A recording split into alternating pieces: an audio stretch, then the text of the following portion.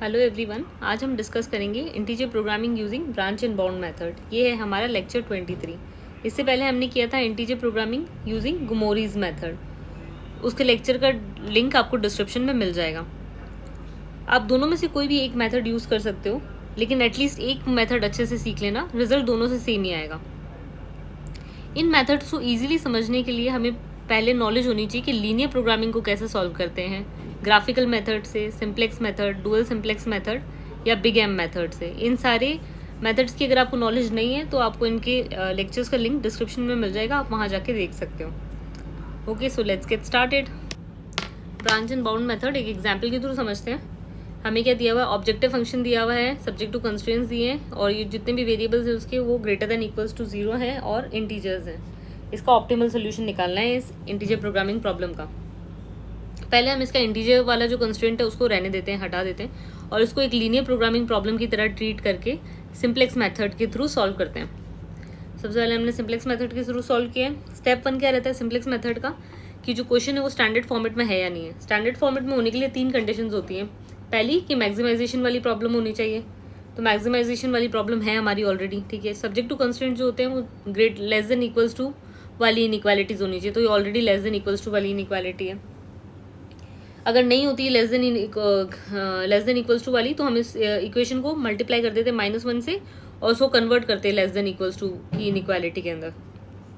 और third condition होती है कि जितने भी वेरिएबल्स हैं ऑब्जेक्टिव फंक्शन में वो ग्रेटर देन इक्वल्स टू 0 होने चाहिए। तो ऑलरेडी हमारा जो है इक्वेशन स्टैंडर्ड फॉर्मेट में है, ठीक है। देन नेक्स्ट स्टेप होता है कि हमें स्लैक वेरिएबल्स डिटरमाइन करने पड़ेंगे। तो नंबर ऑफ स्लैक वेरिएबल्स कितने ऐड होते हैं, जितनी नंबर ऑफ इनइक्वालिटीज होंगी उतने number of slack variables add होंगे। तो यहाँ पे 2 इनइक्वालिटी है इसलिए 2 स्लैक वेरिएबल्स ऐड होंगे। इसलिए हमने देखो यहाँ पे एक है ना, या क्वेश्चन में देखो प्लस है तो यहाँ पे प्लस होना चाहिए, यहाँ पे गलती से माइनस लिख दिया है। ये भी प्लस होगा, ये भी प्लस होगा, ठीक है। तो यहाँ 2 इनइक्वालिटीज़ हैं इसलिए यहाँ पे 2 स्लैक वेरिएबल्स ऐड हुए हैं। यहाँ पे देखो फर्स्ट इनइक्वालिटी के साथ 1s1 और s2 का कोफिशिएंट 0 रहेगा और सेकंड वाली के साथ में s2 का कोफिशिएंट 1 रहेगा, s1 का 0 रहेगा। तो ये 2 स्लैक वेरिएबल्स ऐड हो गए s1 s2, और यही ऑब्जेक्टिव फंक्शन में भी ऐड होंगे 0 कॉस्ट के साथ में। उसके बाद थर्ड स्टेप रहता है टेबल क्रिएट करनी है। टेबल क्रिएट कैसे करते हैं, देखो एक्स भी मतलब जितने भी स्लैक वेरिएबल्स हैं वो इसके अंदर आ जाएंगे। 2 स्लैक वेरिएबल्स हैं इसलिए दोनों आ गए। फिर इनकी जो कॉस्ट है ऑब्जेक्टिव फंक्शन के अंदर, s1 और s2 की कॉस्ट है 0 0 है, तो इसलिए यहाँ पे 0 0 आया है। सी बी में कॉस्ट आती है ऑब्जेक्टिव फंक्शन के अंदर, बी में मतलब RHS वैल्यू, यहाँ s1 ये रहा 1s1 ये रही, तो यहाँ पे क्या है RHS में 7 इसलिए यहाँ पे 7, या 1s2 ये रहा इस वाली इनइक्वालिटी में, इसमें RHS क्या है 15 तो इसलिए 15। फिर यहाँ पे जितने भी हमारे ऑब्जेक्टिव फंक्शन में वेरिएबल्स हैं वो सारे यहाँ आ जाएंगे, इसलिए x1 x2 s1 s2 x1 x2 s1 s2 ये आ गए। अब इन वेरिएबल्स की कॉस्ट कॉरस्पॉन्डिंग इनइक्वालिटी में क्या है, यहाँ पे फर्स्ट इनइक्वालिटी में क्या है 2410 इसलिए 2410, सेकंड वाले में 5301 ये आ गया। अब हम ZJ निकालेंगे। ZJ कैसे कैलकुलेट होता है, CB इंटू जो भी कॉरस्पॉन्डिंग वेरिएबल है इस तरीके से कैलकुलेट होता है। जैसे पहले वाले का कैलकुलेट करते हैं, 0 इंटू 2 प्लस 0 इंटू 5, 0 इंटू 5, तो अभी तो यहाँ 0 0 से मल्टीप्लाई हो रहा है इसलिए 0 आ रहा है, सारे 0 आएंगे यहाँ पे। वैसे ही फिर CJ क्या होता है, CJ जो है कॉरस्पॉन्डिंग कॉस्ट ऑब्जेक्टिव फंक्शन में वेरिएबल्स की क्या है 1400 आ गई। फिर ZJ माइनस CJ कैलकुलेट किया, ZJ माइनस CJ निकाला तो ये हमारे पास वैल्यूज आई। अब हम चेक करेंगे ऑप्टिमैलिटी। ऑप्टिमल सॉल्यूशन कब आ जाता है, जब जितने भी ZJ माइनस CJ हैं वो सारे ग्रेटर देन इक्वल्स टू 0 पर यहाँ तो ऑलरेडी अभी नेगेटिव वैल्यूज एग्जिस्ट करती हैं, तो इसलिए हमें नेक्स्ट स्टेप पे आना पड़ेगा। नेक्स्ट स्टेप में क्या होता है, ये वाली जो टेबल है ये एज इट इज हमने उतार दी यहाँ पे। अब इसके अंदर जो ZJ माइनस CJ के अंदर जो मोस्ट नेगेटिव वैल्यू है ये है -4 मोस्ट नेगेटिव वैल्यू है, तो ये हो जाएगा हमारा इनकमिंग वेरिएबल, एंटरिंग वेरिएबल है ये हमारा, एंटरिंग या इनकमिंग वेरिएबल जो भी कह दो, ठीक है। और फिर इससे हम कैलकुलेट करेंगे मिनिमम रेशियो। मिनिमम रेशियो कैसे कैलकुलेट होता है, B और corresponding value of entering variable, मतलब यहाँ पे 7/4 आया और यहाँ पे आया 15/3, 7/4 15/3, तो ये आया, ये दोनों वैल्यूज आई। अब इसके अंदर मिनिमम रेशियो के अंदर जो स्मॉलेस्ट नॉन नेगेटिव वैल्यू होगी वो होगा हमारा आउटगोइंग वेरिएबल। तो स्मॉलेस्ट नॉन नेगेटिव वैल्यू, ये तो दोनों ही नॉन नेगेटिव है, इसमें छोटी कौन सी ये वाली है, तो ये वाला हमारा हो जाएगा आउटगोइंग वेरिएबल। तो S1 की प्लेस पे अब आ जाएगा x2, इस तरीके से। तो अब नई टेबल बनेगी, कैसे बनेगी, एक्स बी के अंदर यहाँ पे ये तो एंटरिंग वेरिएबल x2 आ जाएगा s1 की जगह, इसलिए x2 आ गया है यहाँ पे, ठीक है। और x2 की कॉस्ट क्या है ऑब्जेक्टिव फंक्शन के अंदर, x2 की कॉस्ट है 4 ऑब्जेक्टिव फंक्शन में, इसलिए यहाँ पे हमने 4 लिख दिया, s2 की तो 0 ही है, 0 लिख दिया। अब इसके अंदर एक चीज़ ध्यान रखना, जो हमारी x2 वाला वेरिएबल है, x2 वाली है लाइन, यहाँ पे एंटरिंग वेरिएबल और आउटगोइंग वेरिएबल का जो इंटरसेक्शन होता है वो देता है हमें की एलिमेंट। ये हमारा की एलिमेंट है ये हमारा। तो अब हमें जो की एलिमेंट है उसकी प्लेस पे बनाना पड़ेगा हमारी नई वाली टेबल के अंदर 1, और जो ये हमारी पूरी जो है ये की रो है, ठीक है। की रो के अंदर बाकी जो एलिमेंट्स हैं उधर हमें बनाना पड़ेगा 0। तो की एलिमेंट को 1 बनाने के लिए क्या रहता है, जैसे यहाँ पे 4 है तो हम इस पूरी रो को अगर 4 से डिवाइड कर देंगे तो यहाँ पे 1 आ जाएगा, 4 डिवाइडेड बाय 4 1 होता है इसलिए। तो 7/4, 2/4 इज़ 1/2, 4/4 इज़ 1 एंड 1/4 और 0। तो ये वाला यहाँ से ये तो डिवाइड कर दिया रो को, ये आ गई वैल्यूज़। S2 के अंदर नई वैल्यूज़ कैसे कैलकुलेट होंगी उसके लिए फॉर्मूला लगता है, क्या लगता है, ओल्ड रो माइनस जो एक कॉरस्पॉन्डिंग एलिमेंट की वैल्यू होती है वो इनटू न्यू रो। तो हमारी ओल्ड रो कौन सी है यहाँ पे, ये वाली जो है ये तो हो जाएगी ओल्ड रो, ठीक है। और न्यू रो हमने कौन सी बनाई है अभी, ये वाली जो रो बनाई है हमने ये हमारी है न्यू रो, ठीक है। और ये जो ई है कॉरस्पॉन्डिंग एलिमेंट, इस वाली जो की रो होती है हमारी उसके अंदर, यहाँ इस जैसे इस वाली रो की बात हो रही है तो इसके अंदर ये वाला एलिमेंट 3 है, तो इसलिए यहाँ पे इस वाली रो के लिए की एलिमेंट 3 रहेगा। तो इस फॉर्मूले से ये वाला कैलकुलेट होता है। जैसे कि एक करके दिखाती हूँ मैं आपको। बी यहाँ पे दिया हुआ 15, ओल्ड रो के अंदर यहाँ पे क्या आ रहा है 15 आ रहा है, ओल्ड रो में 15, तो ये 15 माइनस जो कॉरस्पॉन्डिंग एलिमेंट कौन सा है यहाँ पे 3 इंटू न्यू रो के अंदर इस जगह पे कौन सा एलिमेंट है 7/4। तो अब इसको हम जब कैलकुलेट करेंगे इस वाले को तो हमारे पास क्या आएगा 39/4। तो ये 39/4 यहाँ से आया। तो इस तरीके से हर एलिमेंट के लिए हम इस तरीके से हम हर एलिमेंट के लिए कैलकुलेट करते हैं, ओके। देन फिर ये वाली टेबल बन गई हमारे पास में। अब वापस से क्या करेंगे हम ZJ निकालेंगे। ZJ कैसे निकलता है, ZJ यही 4 इंटू जो भी कॉरस्पॉन्डिंग एलिमेंट है, जैसे 4 इंटू 1/2, तो 4 इंटू 1/2 प्लस 0 इंटू 7/2। तो 0 से तो कुछ भी मल्टीप्लाई करो यहाँ तो 0 आ जाएगा। 4 इंटू 1/2 2 to the 4, तो ये 2 आया इसलिए यहाँ पे 2 आ गया। इसी तरीके से ये ZJ कैलकुलेट हो जाएगा हमारा पूरा।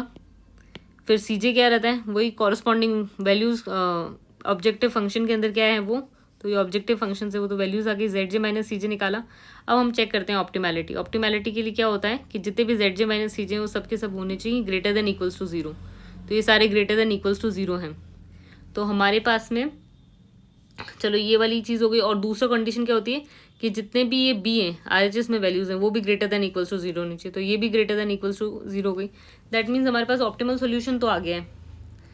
लेकिन क्या ये इंटीजर प्रोग्रामिंग वाला IPP वाला भी ऑप्टिमल सोल्यूशन है? नहीं है। क्यों नहीं है?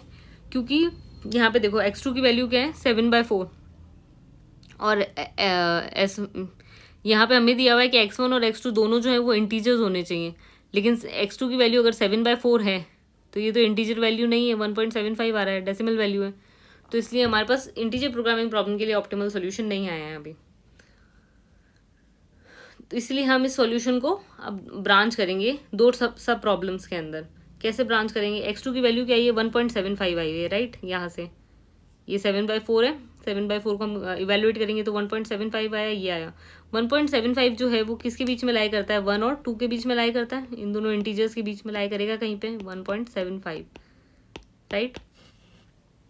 तो हम इसके लिए x2 की एक कंडीशन तो ले लेंगे कि x2 या तो लेस देन इक्वल्स टू 1 होगा या x2 जो है वो ग्रेटर देन इक्वल्स टू 2 होगा।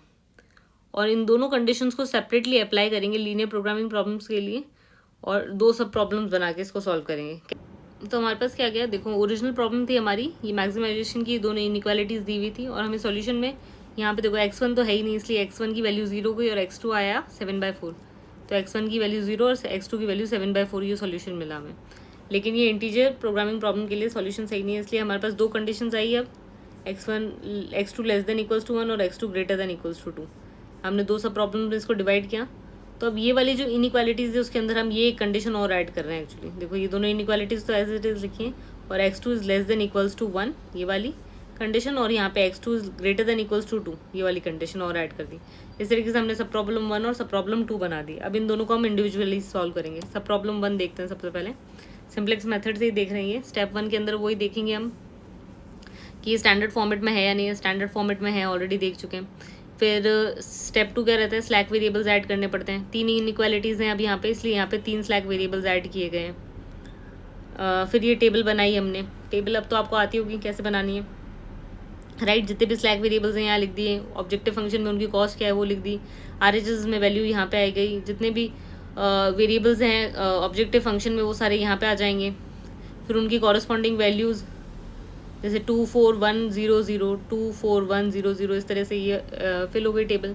जेड से कैलकुलेट किया, 0 × 2 प्लस 0 × 5 प्लस 0 × 0 0 0 0 आ रहे हैं यहाँ पे। CJ कैलकुलेट किया, CJ क्या है यहाँ पे दिया हुआ है 1 4 0 0 0, तो ये 1 4 और 0 0 0 ये आ गए। ZJ माइनस CJ निकाला। ऑप्टिमैलिटी चेक करेंगे, ZJ minus CJ all greater than equals to 0 नहीं है, ग्रेटर देन इक्वल्स टू 0 अभी तक, तो मतलब ऑप्टिमल सोल्यूशन नहीं मिला हमें। तो फिर हम वापस से नेक्स्ट टेबल जनरेट करेंगे। ये टेबल एज इट इज़ पहले तो हम यहाँ पे कॉपी कर देंगे। जो इसके अंदर ZJ माइनस CJ में मोस्ट नेगेटिव वैल्यू होगी वो क्या होगा, हमारा इनकमिंग वेरिएबल होगा। तो ये x2 जो हो गया हमारा हो गया इनकमिंग वेरिएबल, और ये है हमारी की रो, ठीक है। की रो x2 है इनकमिंग वेरिएबल, और इस वाले इनकमिंग वेरिएबल और की रो की हेल्प से हमें क्या मिल जाएगा, मिनिमम रेशियो। मिनिमम रेशियो कैसे निकालते थे, b डिवाइडेड बाय जो की रो का कॉरस्पॉन्डिंग एलिमेंट होता है वो। तो यहाँ b क्या है 7 और की रो में क्या है 4, तो 7/4 15/3 1/1 ये आया। मिनिमम रेशियो आ गया। मिनिमम रेशियो में स्मॉलेस्ट नॉन नेगेटिव वैल्यू जो होगी वो देगी हमें आउटगोइंग वेरिएबल। तो स्मॉलेस्ट नॉन नेगेटिव वैल्यू है ये वाली, इसलिए हमें आउटगोइंग वेरिएबल हो गया हमारा S3। तो S3 की जगह क्या आ जाएगा अब x2, और इनकमिंग वेरिएबल और आउटगोइंग वेरिएबल के इंटरसेक्शन पे जो एलिमेंट होता है वो क्या होता है हमारा की एलिमेंट। यहाँ पे की एलिमेंट है 1, तो हमें एक्चुअली की एलिमेंट को 1 बनाना होता है, पर यहाँ पे तो ऑलरेडी 1 है, तो ये इस वाली रो के अंदर कोई चेंज नहीं होगा। और जो की रो के अंदर की एलिमेंट के अलावा जितने भी एलिमेंट्स होते हैं उनको हमें क्या बनाना होता है 0, तो यहाँ 0 0 बनाना है। कैसे करेंगे देखो, नेक्स्ट टेबल बनाई हमने। S3 की जगह देखो x2 लिख दिया। x2 की वैल्यू क्या थी, कॉस्ट क्या है ऑब्जेक्टिव फंक्शन के अंदर 4, इसलिए यहाँ पे आ गया 4।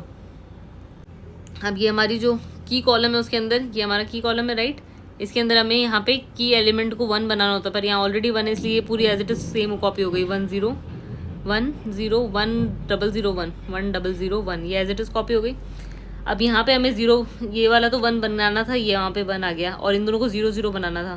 तो ये 0 0 कैसे बनाया हमने, वही वाला फॉर्मूला, ओल्ड रो माइनस जो भी कॉरस्पॉन्डिंग एलिमेंट होता है उस रो का, ओल्ड रो का, इनटू न्यू रो, इस तरह से होता है।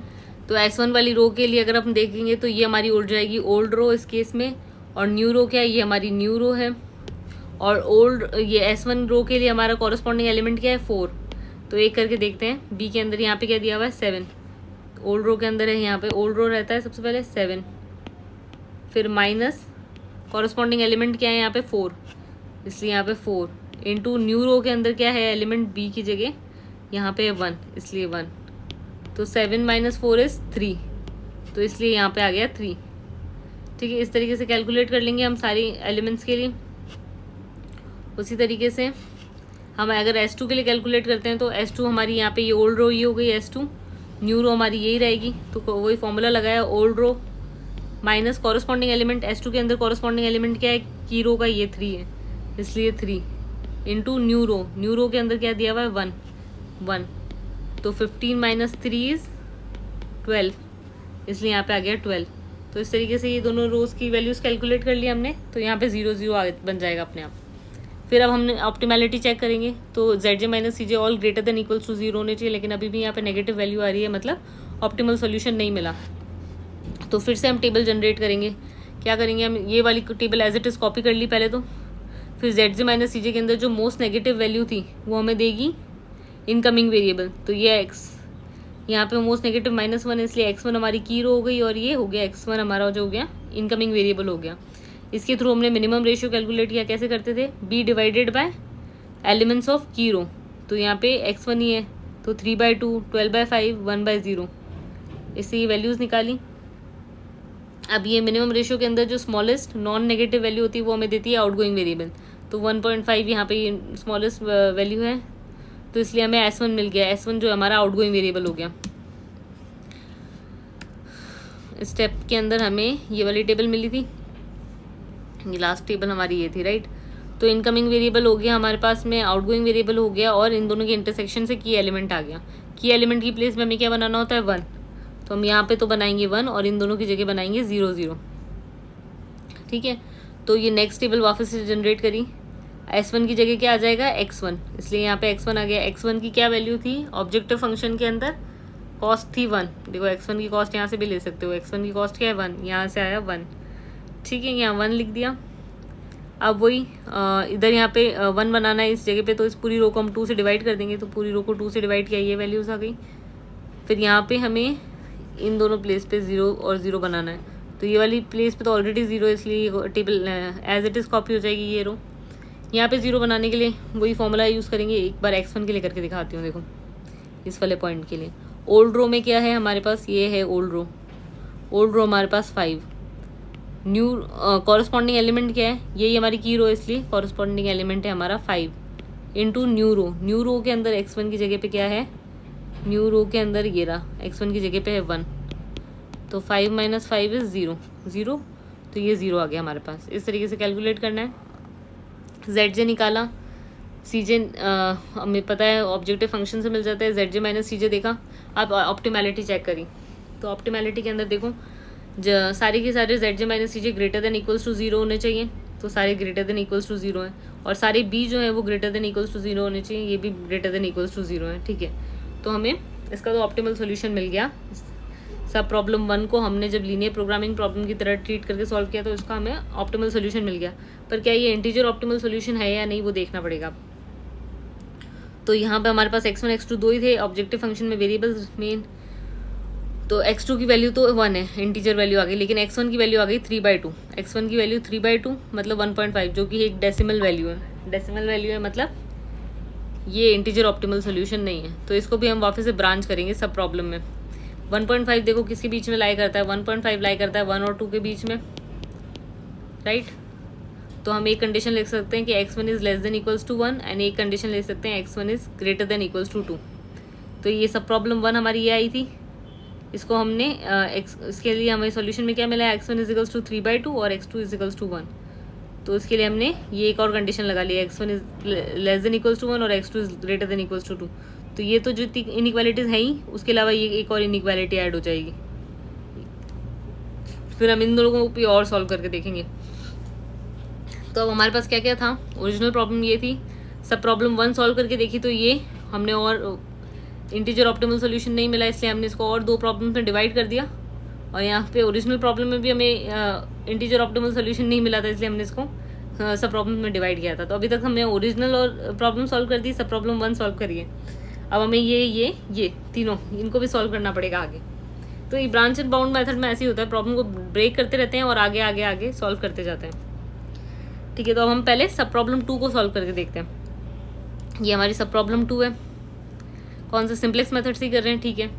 तो वही स्टैंडर्ड फॉर्म में है या नहीं है, स्टैंडर्ड फॉर्मेट में नहीं है। देखो थर्ड वाली जो इनइक्वालिटी है ये ग्रेटर देन इक्वल्स टू है, लेकिन हमें तो पता है सारी जो इनइक्वालिटीज़ है वो लेस देन इक्वल्स टू वाली होनी चाहिए, तो इसलिए हम इस इक्वेशन को -1 से मल्टीप्लाई कर देंगे। तो माइनस से मल्टीप्लाई किया और कन्वर्ट कर दिया इसको लेस देन इक्वल्स टू वाली इनइक्वालिटी में, स्टैंडर्ड फॉर्मेट में आ गई। अब उसके बाद में क्या है, स्टेप 2 स्लैक वेरिएबल्स ऐड करने हैं, 1 2 3 तीन इनइक्वालिटीज़ है इसलिए 3 स्लैक वेरिएबल्स ऐड करेंगे। फिर स्टेप 3 के अंदर हम ये टेबल जनरेट करेंगे और ZJ माइनस CJ कैलकुलेट करेंगे। ZJ माइनस CJ के बाद हम ऑप्टिमैलिटी चेक करेंगे, ZJ minus CJ all greater than equals to 0 होते तो ऑप्टिमल सोल्यूशन हो जाता, लेकिन यहाँ पे नेगेटिव वैल्यू है इसलिए ऑप्टिमल सोल्यूशन नहीं मिला है हमें। तो हम वापस से ये नई टेबल मिनिमम रेशियो निकालने के लिए table as it is copy कर लो पहले जो मोस्ट नेगेटिव वैल्यू होती है वो हमें देती है इनकमिंग वेरिएबल। तो x2 हो गया हमारा इनकमिंग वेरिएबल और ये हो गई हमारी की रो। ठीक है, इस की रो के हेल्प से हम मिनिमम रेशियो कैलकुलेट करेंगे। कैसे करेंगे? 7/4, 15/3, -2/-1। मिनिमम रेशियोज कैलकुलेट कर लिए। मिनिमम रेशियो के अंदर जो स्मॉलेस्ट नॉन नेगेटिव वैल्यू होती है वो हमें देती है आउटगोइंग वेरिएबल। तो ये हमारा हो गया की कॉलम और ये S1 हो गया हमारा आउटगोइंग वेरिएबल। और इन दोनों का जो की रो और की कॉलम का इंटरसेक्शन जो है ये पॉइंट, ये हमारा हो गया की एलिमेंट। ठीक है, तो की एलिमेंट की प्लेस पे हमें बनाना होता है 1 और जो भी की रो के एलिमेंट्स होते हैं की एलिमेंट के अलावा उनको हमें बनाना होता है 0, राइट। तो हमने नई टेबल बनाई। S1 की जगह आ जाएगा x2, यहाँ पे x2 आ गया। x2 की कॉस्ट क्या है ऑब्जेक्टिव फंक्शन के अंदर? x2 की कॉस्ट है 4, यहाँ से भी ले सकते हो। और x2 ये रहा, इसकी कॉस्ट है CJ ये रहा 4, तो 4 आ गई। ठीक है, अब हमें इस वाली रो को यहाँ पे एलिमेंट 1 बनाना है, तो ये 4 दिया हुआ है इसलिए हम पूरी रो को अगर 4 से डिवाइड कर देंगे तो 1 आ जाएगा। इसलिए 7/4, 1/2 ये वाले एलिमेंट्स आए। फिर उसके बाद में यहाँ पे 0 बनाना है। क्या फॉर्मूला लगाते थे? Old row minus corresponding element into new row. उस वाले फॉर्मूले से हमने देखो यहाँ 0 0 बनाना था, यहाँ 0 0 बना दिया। ये दोनों आ गए। फिर ZJ निकाला, CJ, उसके बाद ZJ माइनस CJ कैलकुलेट किया। अब हमें ऑप्टिमैलिटी चेक करनी है। तो all ZJ minus CJ greater than equals to 0, हाँ ये तो ठीक है। और दूसरी कंडीशन क्या है? All B greater than equals to 0। लेकिन यहाँ पे तो नेगेटिव वैल्यू आ रही है तो ये कंडीशन सेटिस्फाई नहीं हो रही। अब जब इस तरीके का केस आ जाए कि ZJ माइनस CJ तो सारे ग्रेटर देन इक्वल्स टू 0 है, लेकिन ये वाला B वाले पार्ट के अंदर ग्रेटर देन इक्वल्स टू 0 नहीं है, नेगेटिव वैल्यूज़ हैं यहाँ पे, तो फिर हमें आगे क्या करना होता है? डुअल सिम्प्लेक्स मेथड लगाना पड़ेगा। डुअल सिम्प्लेक्स मेथड के लिए ये वाली टेबल जो है यहाँ तक, ये तो हम एज इट इज़ कॉपी कर देंगे। ये वाली जो टेबल है हमारी ये एज इट इज़ यूज़ होगी। तो देखो ये वाली टेबल हमने एज इट इज़ यहाँ पे लिख दी। अब यहाँ पे CJ तो वो जो भी वेरिएबल्स की कॉरस्पॉन्डिंग कॉस्ट होती है ऑब्जेक्टिव फंक्शन के अंदर वही रहती है, तो ये वाला CJ वाला रो भी एज इट इज़ सेम रहेगा। ठीक है, ये आ गया। सिम्प्लेक्स मेथड के अंदर हम मिनिमम रेशियोज निकालते थे, अब डुअल सिम्प्लेक्स मेथड में हमें मैक्सिमम रेशियो निकालना होता है। कैसे करते हैं देखो, ये एज इट इज़ आ गई हमारे पास में, ये नेगेटिव वैल्यू ये वाली है, तो ये वाला जो होगा हमारा आउटगोइंग वेरिएबल हो जाएगा। ठीक है, और इनकमिंग वेरिएबल कैसे निकलता है? तो कैसे होता है देखो, ये टेबल है हमारे पास में, जो RHS के अंदर मोस्ट नेगेटिव वैल्यू है वो तो हमारी हो जाएगा इनकमिंग आउटगोइंग वेरिएबल हो जाएगा। ये हमारा आउटगोइंग वेरिएबल है और ये हमारी की रो है। ठीक है, अब इसके थ्रू हम कैलकुलेट करेंगे मैक्सिमम रेशियो। मैक्सिमम रेशियो कैसे कैलकुलेट होता है? CJ divided by value of the corresponding element. जैसे 1 यहाँ पे 1 है, divided by 1/2, 4 divided by 0, 0 divided by 1/4, इस तरीके से ये मैक्सिमम रेशियो कैलकुलेट करेंगे हम। मैक्सिमम रेशियो के अंदर जो स्मॉलेस्ट पॉजिटिव वैल्यू होगी वो हमें देगा इनकमिंग वेरिएबल। तो स्मॉलेस्ट पॉजिटिव वैल्यू है ये वाली, तो हमारा ये हो गया x1 इनकमिंग वेरिएबल। S3 की जगह आ जाएगा x1 और की एलिमेंट इन दोनों का जो इंटरसेक्शन होगा, इन दोनों का इंटरसेक्शन है 1/2, तो ये हमारा हो जाएगा की एलिमेंट। इसकी जगह हमें बनाना पड़ेगा 1 और बाकी की रो की कॉलम के जितने भी एलिमेंट्स हैं उनको बनाना होता है 0, तो इनको 0 ठीक है। तो अब यहाँ पे नेक्स्ट टेबल जनरेट करते हैं। S3 की जगह x1 लिख दिया। x1 की कॉस्ट क्या है ऑब्जेक्टिव फंक्शन के अंदर? x1 की कॉस्ट 0 तो नहीं है, x1 की कॉस्ट तो 1 है, सॉरी यहाँ 1 आएगा। x1 की कॉस्ट 1 है तो ये 1 आएगा। x1 की कॉस्ट देखो यहाँ पे 1 थी ना, इसलिए यहाँ 1 आ गया। ठीक है, अब इस वाली रो को यहाँ पे 1 बनाने के लिए हम पूरी रो को क्या करते हैं? 2 से मल्टीप्लाई कर देते हैं, क्योंकि 1/2 को अगर मैं 2 से मल्टीप्लाई करूँगी तो 1 आ जाएगा, राइट। इसलिए हम इस पूरी रो को 2 से मल्टीप्लाई कर देते हैं। तो ये पूरी रो को 2 से मल्टीप्लाई किया तो ये आ गया हमारे पास में वैल्यूज़, और यहाँ पे आ गया 1। अब यहाँ पे 0 बनाना है तो 0 कैसे बनता था? वही सेम फॉर्मूला लगेगा, old row minus corresponding element into new row. उस फॉर्मूले से हमने यहाँ पे दोनों को 0 0 बना दिया। ठीक है, अब वापस ऑप्टिमैलिटी चेक करते हैं। तो जितने भी ये B हैं वो सारे ग्रेटर देन इक्वल्स टू 0 होने चाहिए, लेकिन अभी भी यहाँ नेगेटिव वैल्यू एग्जिस्ट करिए तो ऑप्टिमल सोल्यूशन तो नहीं आया। तो फिर से हमें ये वाली टेबल पे वर्क करना पड़ेगा। कैसे करेंगे? जो मोस्ट नेगेटिव वैल्यू है वो हो जाएगा हमारा इनकम आउटगोइंग वेरिएबल, तो x1 हमारा यहाँ पे हो गया आउटगोइंग वेरिएबल। ठीक है, और इस आउटगोइंग वेरिएबल की हेल्प से हमें क्या कैलकुलेट करना होता है? Maximum ratio. तो मैक्सिमम रेशियो कैलकुलेट करेंगे। ये table as it is copy की थी हमने और मैक्सिमम रेशियो का रो ऐड की है बस। तो यहाँ 1 डिवाइडेड बाय 1, 4 डिवाइडेड बाय 0, ये इस तरीके से आ गया। तो मैक्सिमम रेशियो के अंदर स्मॉलेस्ट पॉजिटिव वैल्यू जो होगी वो देगी हमें इनकमिंग वेरिएबल। तो ये हमारा यहाँ पे स्मॉलेस्ट पॉजिटिव वैल्यू कौन सी, ये वाली, ये हो गया इनकमिंग वेरिएबल। अब यहाँ देखो x1 incoming variable, x1 outgoing variable. अब ये तो पॉसिबल नहीं है, इनकमिंग वेरिएबल और आउटगोइंग वेरिएबल सेम नहीं हो सकते, मतलब ये इसको कहते हैं डीजनरेसी हो गई है, डीजनरेसी अकर हो गई है, मतलब कोई फिजिबल सॉल्यूशन एग्जिस्ट ही नहीं करता है इस केस के लिए। तो हम इसके लिए लिख देंगे no feasible solution exist for sub problem 2। ठीक है, तो हमारी ओरिजिनल प्रॉब्लम थी ये, उसका सॉल्यूशन देख चुके हैं, सब प्रॉब्लम 1 का देख चुके हैं, सब प्रॉब्लम 2 के लिए इनफिजिबल है, सॉल्यूशन नहीं एग्जिस्ट करता कोई भी, तो ये तो यहीं पे स्टॉप हो जाएगा। अब सब प्रॉब्लम 1 के अंदर 3 और 4 हमें 2 और मिली थी। ठीक है, तो अब हम थर्ड वाली प्रॉब्लम को सॉल्व करके देखते हैं। सब प्रॉब्लम 3 सिंप्लेक्स मेथड के थ्रू सॉल्व कर रहे हैं। ऑलरेडी हमारे जो भी हैं ये स्टैंडर्ड फॉर्मेट में एग्जिस्ट करता है क्वेश्चन। फिर स्लैक वेरिएबल्स कितने ऐड होंगे, 1 2 3 4, 4 inequalities less 4 slack variables add होंगे। ये टेबल बनाई हमने। ZJ माइनस CJ के अंदर अभी भी नेगेटिव वैल्यूज़ है, मतलब ऑप्टिमल सोल्यूशन नहीं मिला है हमें, तो ऑप्टिमल सोल्यूशन नहीं मिला है इसलिए फिर हमें वापस से मिनिमम रेशियो कैलकुलेट करना पड़ेगा। ये टेबल एज इट इज़ हमने कॉपी करी, इनकमिंग वेरिएबल हो गया, आउटगोइंग वेरिएबल आ गया S3, मिनिमम रेशियो कैलकुलेट किया उसके थ्रू आया आउटगोइंग वेरिएबल S3, की एलिमेंट आ गया 1। यहाँ पे ऑलरेडी 1 है इसलिए कोई प्रॉब्लम नहीं है, as it is row copy होगी। यहाँ पे ऑलरेडी 0, ये एज इट इज़ कॉपी होगी। अब हमें यहाँ पे और यहाँ पे 0 0 बनाना पड़ेगा, वही old row minus corresponding element into new row वाले फॉर्मूला से। टेबल 5 हमारे पास ये आई थी, उससे हमने टेबल 6 जनरेट करी है। देखो यहाँ पे टेबल 6 जनरेट की, यहाँ 0 1, ये 0 0 आ गया, राइट। ठीक है, ये आ गया हमारे पास नया टेबल। फिर हमने ZJ माइनस CJ कैलकुलेट किया, तो यहाँ पे अभी भी नेगेटिव वैल्यू एग्जिस्ट करी है, मतलब ऑप्टिमल सोल्यूशन नहीं आया, मतलब फिर से मिनिमम रेशियो कैलकुलेट करना पड़ेगा।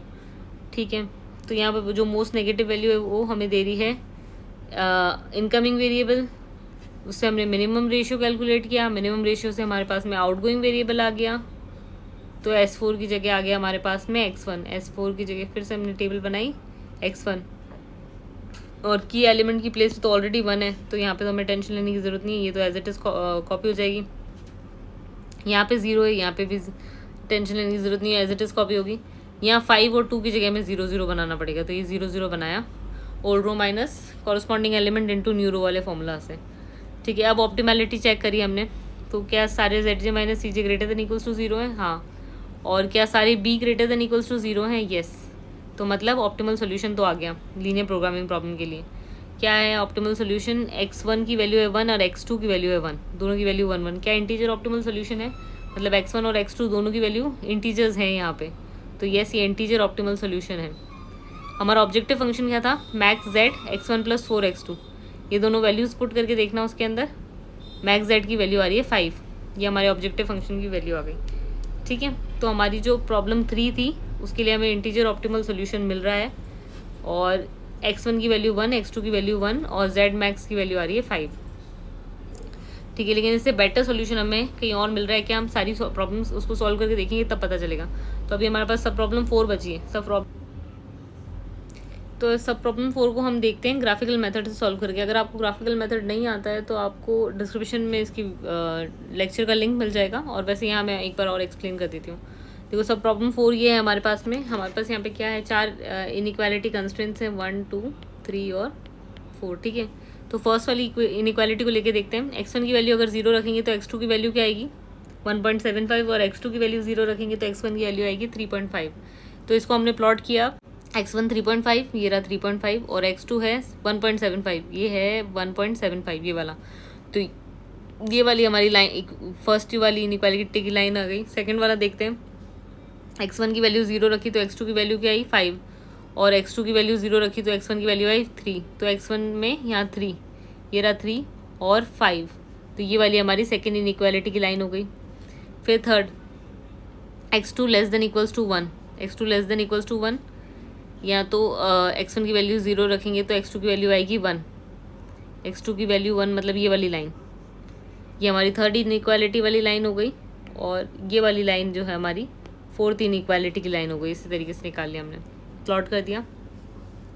उसके बाद में फीजिबल रीजन निकालना होता है। फीजिबल रीजन कैसे निकलेगा, सपोज हम मान लेते हैं x1 x2 की वैल्यू 1 1 देखते हैं। अगर मैं यहाँ पे 1 1 रखूँ तो 2 + 4 6 लेस देन इक्वल्स टू 7, हाँ ये तो सही है। तो मतलब ये जो इनइक्वालिटी की लाइन है फर्स्ट वाली, वो नीचे की तरफ आ रही है, 1 1 की तरफ जाएगी। 1 1 का है हमारा, ये रहा 1 1, इस तरफ जाएगी लाइन, ठीक है। तो ये वाली लाइन तो इस तरफ जा रही है, ठीक है।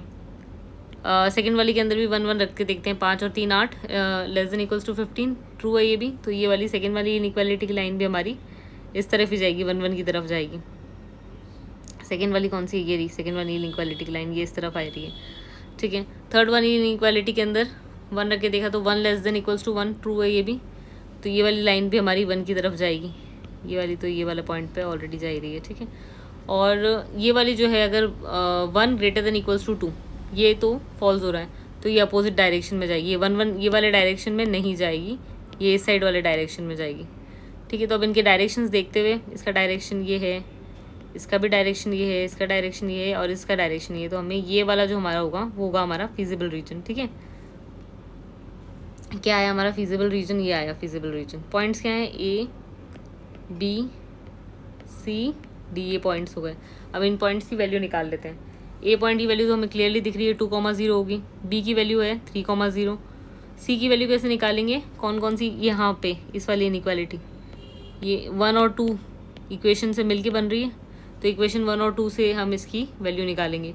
डी की वैल्यू कहाँ से आ रही है, इक्वेशन ये लाइन 1 और 4 के इंटरसेक्शन पॉइंट पे, 1 और 4 के, ये डी पॉइंट निकाल के दिखाती हूँ एक, सी आप लोग निकाल लेना। जैसे कि 2x1 इक्वेशन 1 क्या है, प्लस 4x2 इजिकल्स टू 7, और इक्वेशन 4 क्या है हमारी, इक्वेशन 4 है x1 इजिकल्स टू 2, तो x1 इजिकल्स टू 2, इक्वेशन 4 हमारी x1 इजिकल्स टू 2, हाँ यही है ना,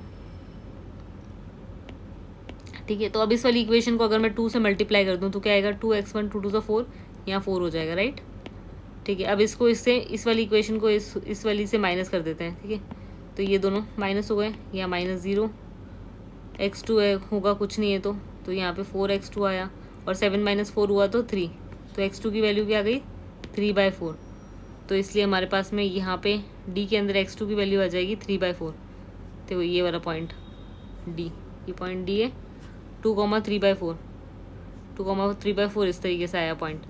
तो इस तरीके से C2 भी निकाल लेना पॉइंट, ये पॉइंट्स निकल जाएंगे विजिबल रीजन के अंदर के। अब ये जो पॉइंट्स की वैल्यू आई है, इनकी वैल्यू हम जो ऑब्जेक्टिव फंक्शन है उसके अंदर रख के देखेंगे x1 x2 की वैल्यूज़, और ऑब्जेक्टिव फंक्शन को कैलकुलेट करा हमने। अब ऑब्जेक्टिव फंक्शन के अंदर देखो सबसे मैक्सिमम वैल्यू किस पे आ रही है, पॉइंट डी के ऊपर ही मैक्सिमम वैल्यू आ रही है। तो हमारे डी पॉइंट के ऊपर हमें ऑप्टिमल सोल्यूशन मिल रहा है, पर क्या ये इंटीजर ऑप्टिमल सोल्यूशन है, देखना पड़ेगा। तो पहला वाला x1 की वैल्यू इजिकल्स टू 2, ये तो इंटीजर वैल्यू, लेकिन 3/4 इंटीजर वैल्यू नहीं है, that means integer optimal solution नहीं है। तो हम यहाँ पे फिर से 3/4 को इवैल्यूएट करेंगे तो क्या आएगा, 0.75। 0.75 किसके बीच में लाई करता है, 0 और 1 के बीच में कहीं पे लाई करता है 0.75। तो अब इसको हम फिर से दो सब प्रॉब्लम्स में डिवाइड कर देंगे। एक हो जाएगा कि x2 की वैल्यू हो जाएगी लेस देन इक्वल्स टू 0, और एक केस में हो जाएगा x2 is greater than equals to 0। तो हमारे पास अब दो सब प्रॉब्लम्स और आ गई, 5 और 6। हमारी ओरिजिनल प्रॉब्लम से हमने सब प्रॉब्लम 1 निकाली थी, सब प्रॉब्लम 1 से 3 4, और 4 से हमें दो और सब प्रॉब्लम मिल गई, 5 और 6। 5 के अंदर हमें x2 is less than equals to 0, ये वाली, और ये जितने इनइक्वालिटी कंस्ट्रेंट्स हैं उसके अंदर एक और इनइक्वालिटी कंस्ट्रेंट ऐड हो जाएगा इधर, और यहाँ पे इस साइड में हो जाएगा ये सब प्रॉब्लम 6 के लिए ये वाला पॉइंट। अब सब प्रॉब्लम 5 को हम सॉल्व करेंगे बिग एम मेथड से। बिग एम मेथड का फर्स्ट स्टेप क्या है कि जितने भी इक्वालिटी कंस्ट्रेंट्स हैं उसके RHS जो होते हैं वो पॉजिटिव होने चाहिए। हमारे पास यहाँ पे ऑलरेडी जो है वो नॉन नेगेटिव ही है RHS। अगर यहाँ पे नेगेटिव होता कोई RHS में वैल्यू, तो हम उस इनइक्वालिटी को -1 से मल्टीप्लाई करते पूरी को, और उसको कन्वर्ट कर देते हैं RHS को नॉन नेगेटिव में। तो ये आगे हमारे पास ऑलरेडी स्टैंडर्ड फॉर्मेट में। फिर स्टेप 2 है, for each less than equals to constraint के लिए एक स्लैक वेरिएबल ऐड करेंगे, और जितने भी greater than equals to inequality constraints है उनके लिए एक सरप्लस वेरिएबल माइनस करेंगे और एक आर्टिफिशियल वेरिएबल ऐड करेंगे। तो यहाँ पे देखो फर्स्ट वाली less than equals to inequality, इसलिए यहाँ पे हमने S1 ऐड किया। फिर सेकंड वाली के अंदर हमने S2 ऐड किया, S3 ऐड किया थर्ड में। फोर्थ वाली हमारी greater than equals to inequality constraint है, इसलिए यहाँ पे हमने S4 slack surplus variable subtract किया है और एक आर्टिफिशियल वेरिएबल A1 ऐड किया है। फिर नेक्स्ट है हमारी less than equals to inequality, इसलिए हमने S5 स्लैक वेरिएबल ऐड किया है यहाँ पे।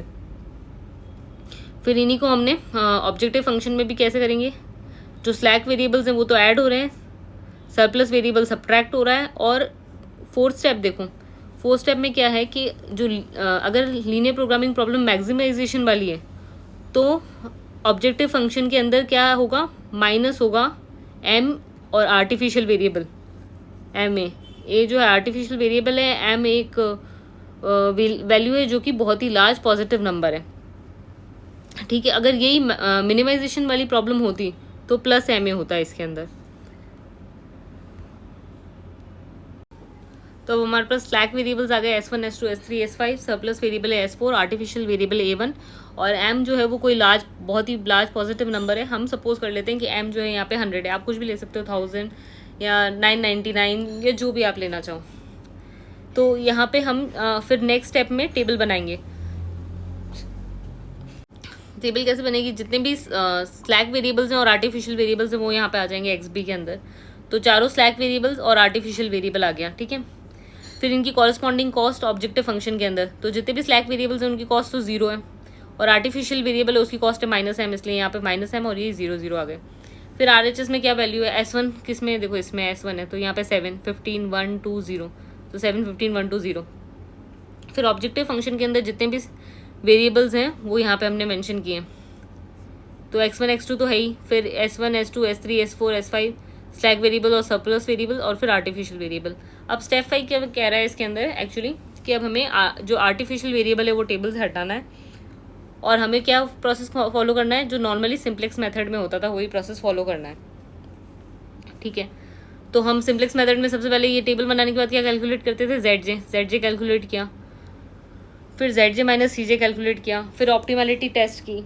ऑप्टिमैलिटी में देखो नॉन नेगेटिव वैल्यूज़ नहीं होनी चाहिए, पर यहाँ तो ऑल ZJ माइनस CJ जो है ग्रेटर देन इक्वल्स टू 0 होना चाहिए। तो यहाँ पे तो नेगेटिव वैल्यूज़ हैं, तो all ZJ minus CJ greater than equals to 0 नहीं है, मतलब ऑप्टिमल सॉल्यूशन अभी नहीं मिला है हमें। ठीक है, हमने m को अज्यूम क्या किया था 100, तो ये अगर मैं यहाँ पे कैलकुलेट करके देखूँ तो यहाँ पे आ जाएगा -101 आएगा, यहाँ पे 100 आएगा, राइट। तो अब यहाँ पे मोस्ट नेगेटिव वैल्यू कौन सी हो रही है, ये वाली हमारी मोस्ट नेगेटिव वैल्यू है, तो ये तो हो जाएगा हमारा की कॉलम और ये हो जाएगा हमारा की इनकमिंग वेरिएबल। इससे हम कैलकुलेट करेंगे की कॉलम की हेल्प से मिनिमम रेशियो कैसे निकलता है, b divided by corresponding element of की कॉलम, तो 7/2 15/5 1/0, इस तरह से मिनिमम रेशियो आ गया। मिनिमम रेशियो के अंदर जो स्मॉलेस्ट नॉन नेगेटिव वैल्यू होती है वो हमें देती है की रो और आउटगोइंग वेरिएबल, तो ये हमारी स्मॉलेस्ट नॉन नेगेटिव वैल्यू है, इसलिए ये हो गया हमारा की कॉलम की रो सॉरी, और ये हो गया A1 हो गया हमारा आउटगोइंग वेरिएबल।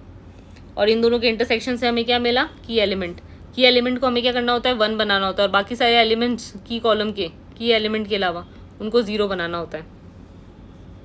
तो A1 की जगह x1 आ गया, x1 की कॉस्ट क्या है, ऑब्जेक्टिव फंक्शन में x1 की कॉस्ट है 1, यहाँ से भी देख सकते हो, तो यहाँ पे आ गया 1 और फिर हम इसलिए यहाँ पे आ गया 1 और फिर इसको 1 बनाना था, ये तो ऑलरेडी 1 ही है इसलिए ये एज इट इज़ कॉलम सारे कॉपी हो जाएंगे।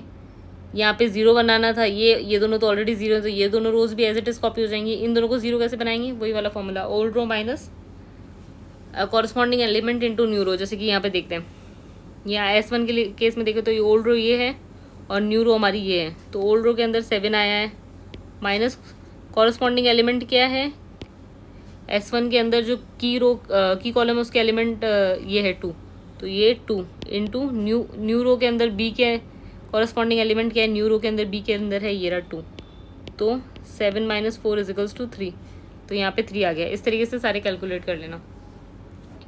ठीक है, फिर से वापस ZJ माइनस CJ कैलकुलेट किया, अभी भी यहाँ पे नेगेटिव वैल्यूज़ है, मतलब ऑप्टिमल सॉल्यूशन मिला नहीं है हमें। मोस्ट नेगेटिव वैल्यू जो होगी वो तो हो जाएगी हमारी की कॉलम, ये हो गया x2 हमारा इनकमिंग वेरिएबल। इससे हमने मिनिमम रेशियो निकाला, मिनिमम रेशियो के अंदर जो स्मॉलेस्ट नॉन नेगेटिव वैल्यू होती है वो हमें आउटगोइंग वेरिएबल और की रो देती है, तो ये हो गई हमारी की रो, ये S5 हो गया हमारा आउटगोइंग वेरिएबल। तो हमारी ये लास्ट में रो ये आई थी टेबल, इस टेबल से फिर हमने देखो S5 की जगह आ जाएगा x2, तो यहाँ पे x2 आ गया।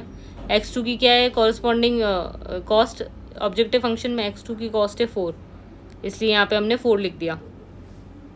ठीक है, और यहाँ पे 1 बनाने की ज़रूरत थी, यहाँ ऑलरेडी 1 ही है तो यहाँ तो कुछ बनाने की ज़रूरत नहीं, यहाँ 0 है ऑलरेडी, तो ये इन तीनों में 0 0 बनाना होगा, वही old row minus corresponding element into new row वाले फॉर्मूला से ये वाली टेबल जनरेट कर ली। फिर Z J minus C J calculate किया हमने, जेड जे माइनस सी जे आ गया। अभी भी यहाँ पे नेगेटिव वैल्यूज़ हैं, मतलब और नेक्स्ट टेबल जनरेट करनी पड़ेगी हमें। अब A1 तो हमें एक्चुअली एलिमिनेट करना होता था, A1 तो हमने एलिमिनेट कर दिया था, राइट। यहाँ पे है नहीं, एग्जिस्ट नहीं कर रहा है A1, इसलिए हमने A1 को कैलकुलेट किया ही नहीं है, ज़रूरत नहीं पड़ेगी उसकी। फिर जेड जे माइनस सी जे निकाला, मोस्ट नेगेटिव वैल्यू से हमें वही की कॉलम मिला। की कॉलम से हमने मिनिमम रेशियो कैलकुलेट किया। मिनिमम रेशियो के अंदर small list non negative value जो है उससे हमें मिला की रो से हमें की एलिमेंट मिला। की एलिमेंट को हमें फिर से 1 बनाने की ज़रूरत है और बाकी सारे एलिमेंट्स को 0, तो 1 और 0 बनाया, ये वाली टेबल आ गई। अब देखा Z J minus C J calculate करके, जेड जे माइनस सी जे के अंदर सारी वैल्यूज़ जो हैं ग्रेटर देन इक्वल्स टू 0 और बी के अंदर भी सारी वैल्यूज़ जो हैं वो ग्रेटर देन इक्वल्स टू 0 हैं। मतलब हमारा ऑप्टिमल सोल्यूशन तो आ गया अब यहाँ पे। अब x1 की वैल्यू क्या है 3 और x2 की वैल्यू है 0, तो 3 और 0 क्या ये इंटीजर ऑप्टिमल सोल्यूशन है? हाँ, क्योंकि x1 और x2 दोनों की वैल्यूज़ इंटीजर वैल्यूज़ हैं। ठीक है, तो z मैक्स के अंदर जो हमारा ऑब्जेक्टिव फंक्शन था उसके अंदर x1 x2 की वैल्यूज़ डाल के मैक्स z निकाल के देखा, तो मैक्स z की वैल्यू आ रही है 3। तो अब हमारे पास में देखो ओरिजिनल प्रॉब्लम ये थी, हमने सब प्रॉब्लम 1 सॉल्व करी, सब प्रॉब्लम 3 कर दी। सब प्रॉब्लम 3 के अंदर हमारे को इंटीजर ऑप्टिमल सॉल्यूशन मिला था एक तो, और अभी हमें सब प्रॉब्लम 5 के अंदर इंटीजर ऑप्टिमल सॉल्यूशन मिला है, बाकी और कहीं नहीं मिला अभी तक तो। और सब प्रॉब्लम 6 हमें अभी और सॉल्व करनी है, तो सब प्रॉब्लम 6 सॉल्व करके देखते हैं क्या दिया हुआ है। ये वाली इनइक्वालिटी कंस्ट्रेंट्स दी हुई हैं, लेकिन अब सब प्रॉब्लम 6 के अंदर देखो एक कॉन्ट्रडिक्शन हो रहा है। x2 की वैल्यू क्या ग्रेटर देन इक्वल्स टू 1 होनी चाहिए, x2 की value less than equals to 1 होनी चाहिए। तो ये तो कॉन्ट्रडिक्टिव पॉइंट हो गया, दोनों चीज़ें कैसे हो सकती हैं। तो इसलिए इस वाले x2 के अंदर ये सब प्रॉब्लम 6 का कोई फिजिबल सोल्यूशन नहीं है। जैसे सब प्रॉब्लम 2 के अंदर भी हमें इनफिजिबल सोल्यूशन आया था, यहाँ पे भी इनफिजिबल सोल्यूशन आ रहा है, तो ये इनफिजिबल सोल्यूशन आ गया। अब हमारे पास देखो इंटीजर ऑप्टिमल सोल्यूशन यहाँ पे और यहाँ पे मिला था। अब हमें जो है z मैक्सिमाइज़ करना है, तो z की मैक्सिमम वैल्यू किस वाले में आ रही है? z मैक्सिमम आ रहा है यहाँ पे सब प्रॉब्लम 3 में। तो इसलिए हमारा जो इंटीजर ऑप्टिमल सोल्यूशन, ये जो हमारी मेन प्रॉब्लम है ऑब्जेक्ट ओरिजिनल प्रॉब्लम, उसका इंटीजर ऑप्टिमल सोल्यूशन हमें कहाँ पे मिल रहा है? x1 की वैल्यू 1, x2 की वैल्यू 1 पे, और z मैक्स की वैल्यू जो आ रही है वो आ रही है 5। ये हमारा इंटीजर ऑप्टिमल सोल्यूशन। सो इस लेक्चर में हमने डिस्कस किए हैं ये पॉइंट्स। हमने वैसे तो एक ही एग्जाम्पल लिया है, इंटीजर प्रोग्रामिंग प्रॉब्लम को सॉल्व किया है ब्रांच एंड बाउंड मेथड से, लेकिन उसको प्रॉब्लम को जब ब्रांच एंड बाउंड से सॉल्व कर रहे थे तो हमने 6 सब प्रॉब्लम में डिवाइड हुई थी वो। तो फर्स्ट सब प्रॉब्लम हमने सिंप्लेक्स मेथड से सॉल्व की, सेकंड वाले के अंदर सिंप्लेक्स मेथड से सॉल्व कर रहे थे, लेकिन एक पॉइंट आ गया जहाँ पे हमें डुअल सिंप्लेक्स मेथड यूज़ करना पड़ा। फिर थर्ड प्रॉब्लम को हमने सिंप्लेक्स मेथड से किया है, फोर्थ को ग्राफिकल मेथड, फिफ्थ को बिग एम मेथड, और 6 में तो डायरेक्ट कॉन्ट्रडिक्शन आ गया था, तो सॉल्व कर नहीं सकते थे उसको वहाँ पे स्टार्टिंग में ही। तो ये अगर आपको मेथड्स अगर नहीं अच्छे से क्लियर हो तो आपको इनका सबका डिस्क्रिप्शन में लिंक मिल जाएगा लेक्चर्स का, आप वहाँ से जाके देख सकते हो। और अगर आपको कोई भी प्रॉब्लम हो तो आप कमेंट्स में पूछ लेना। अगर आपको लेक्चर के नोट्स चाहिए तो आप मुझे मेल कर सकते हो इस मेल आईडी पे सब्जेक्ट लाइन के साथ, मैं आपको मेल पे नोट्स प्रोवाइड करा दूँगी। और प्लीज़ फ्रेंड्स चैनल को सब्सक्राइब कर लो, क्योंकि मैं UGC net paper 2 computer science and applications के जितना भी सिलेबस है उसका सीरीज़ वाइज आपको कंटेंट प्रोवाइड करा दूँगी, लेक्चर्स दे दूँगी, नोट्स प्रोवाइड करा दूँगी, तो आप अपडेटेड रह सको। इसलिए प्लीज़ आप चैनल को सब्सक्राइब कर लो, और वीडियो अच्छा लगा हो तो प्लीज़ लाइक। Thank you.